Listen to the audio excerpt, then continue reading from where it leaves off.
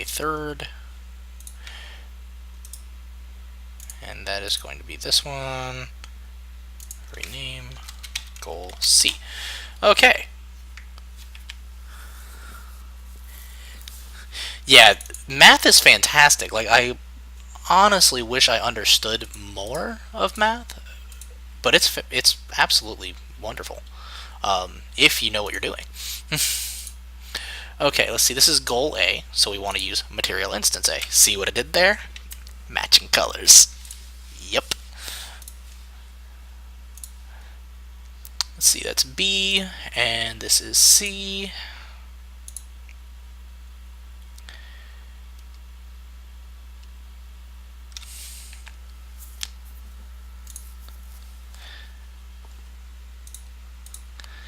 Thank you, Straxus. Appreciate that.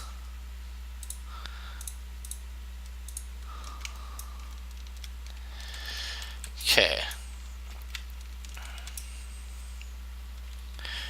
So let's say we have goal A here.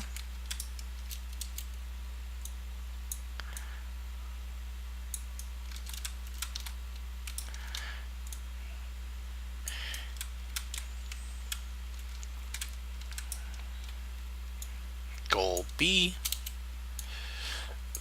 And of course, it doesn't have to be perfect for this, since this is mostly explanatory as opposed to an actual game right now. But I do plan on doing a bit more with this so that we can kind of make something fun out of it.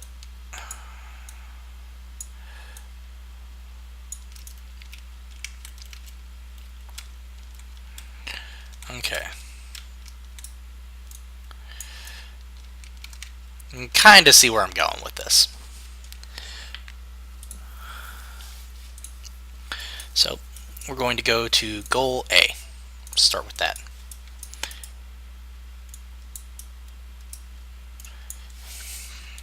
Branch. Or sorry, cast to ball underscore A. This is the reason that I did 3 child blueprints right here. Compile, save.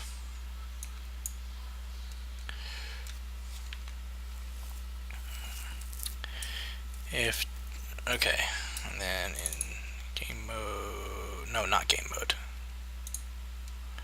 Maybe game mode. I don't know. We'll figure it out here in a moment. So, variable is correct.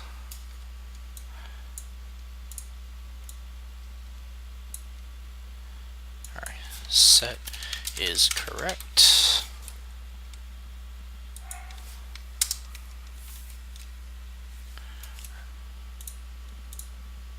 Sorry, I don't want is correct. I want is A.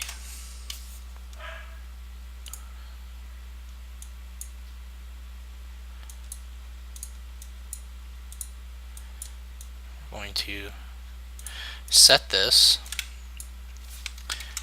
do a branch.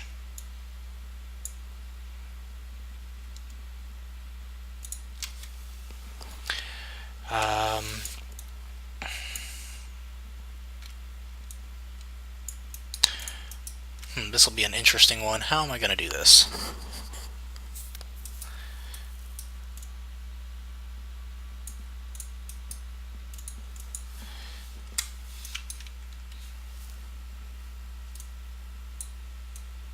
Context sensitivity can be really useful, Render, depending on what you're doing.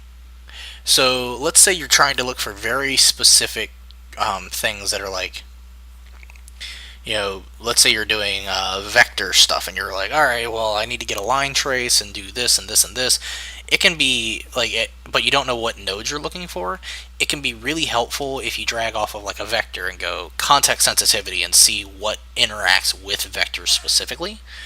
But in general, it's, you know, I tend to leave it off at work just because I know pretty much what I'm looking for. I believe there's also some functions that actually require you to have it on, but I could be wrong on that. Okay. So let's do that. Then cast to ball B.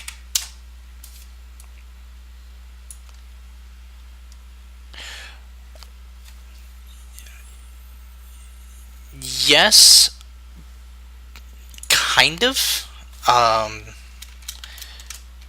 going to be setting up a toggle system, and then I'm going to have it check to see if all of the toggles are true, and if so, this level will be considered successful, which I think I can do in the level blueprint, and then move on to the next level.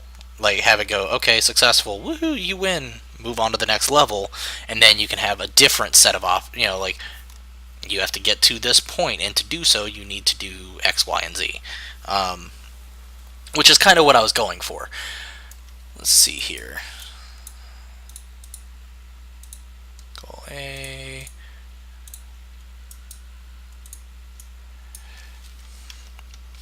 And then cast to ball C.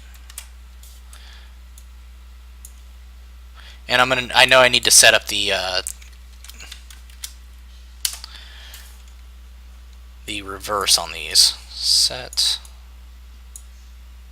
is C. Okay, so these should all set. Then I need end overlap. And actually I need to do component overlap.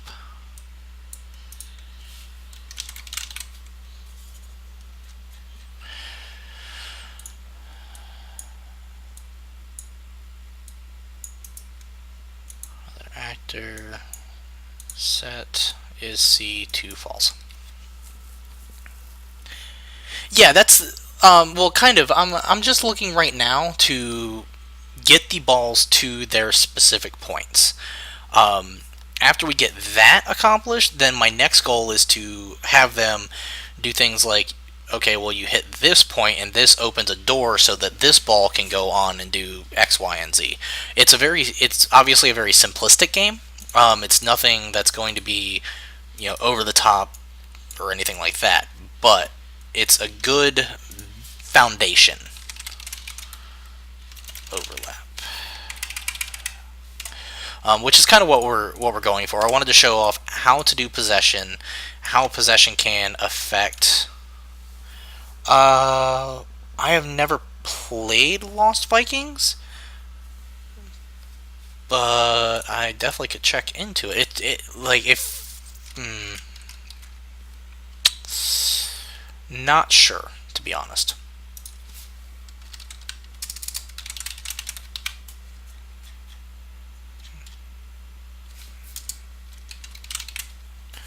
Component overlap. Bloop, bloop. There we go. That replaces that.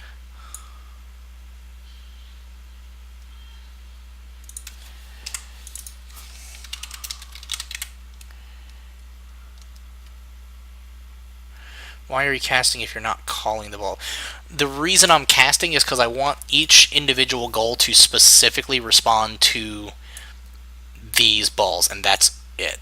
I don't want it to respond to. I mean, I guess I could do like a branch other actor and be like, is equal. That's probably actually the smarter way to do it. That is actually the smarter way to do it. Is equal to A. Why am I doing that? Okay. Straxus just pointed out a great.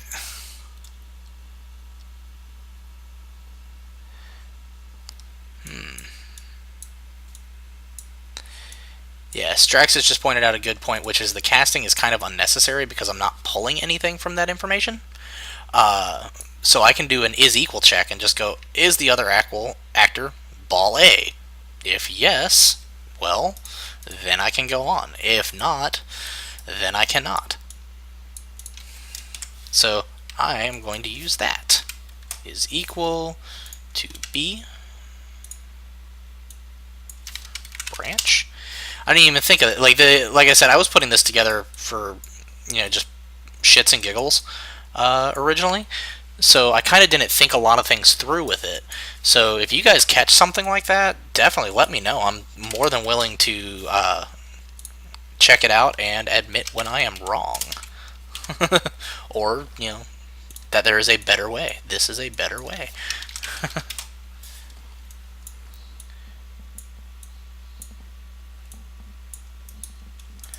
End overlap is just set. End overlap.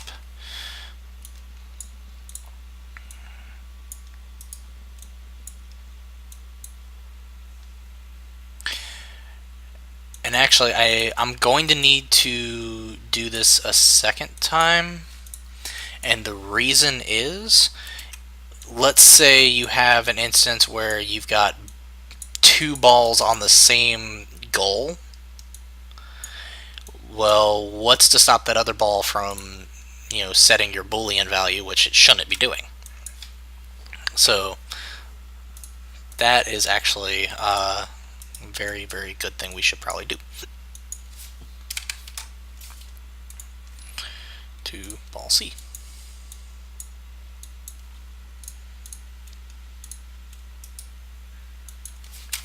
Is equal to ball A. Sets is A.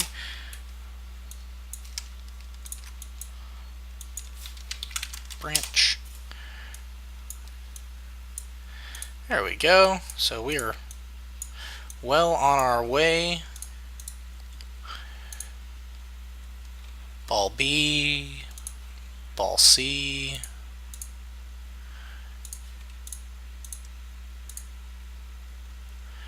Okay. Then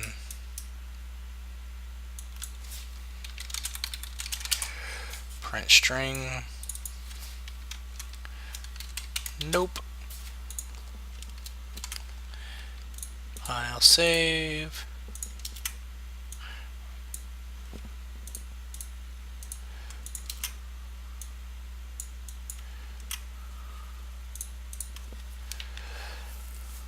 Okay.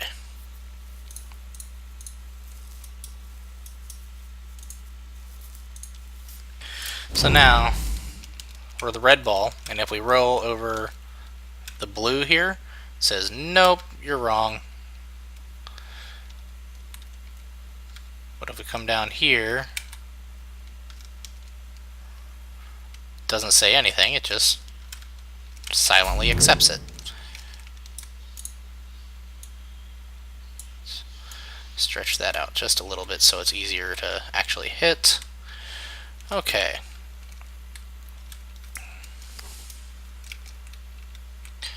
Now, we're going to go... I'm going to do this in a way that, not always the best way to do it. I'm going to do it through the level blueprint. Level blueprint can be very effective, but a lot of times what you'll want to do instead of doing the level blueprint is actually put this inside of like a game state, I want to say it is. I just haven't messed around with game state enough to be comfortable with it. It's something that is still on my list of things to do. So, we've got these. We're going to go into Blueprints, open Level Blueprint. And then we need to do a check. How often do we want to do this check? Ooh, I know.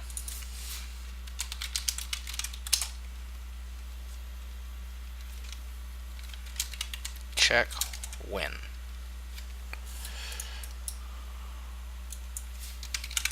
Branch. I'm going to go with hand. Okay. I need task to ball A.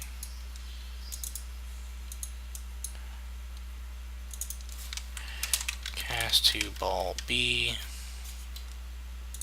Actually, I should, I guess, go...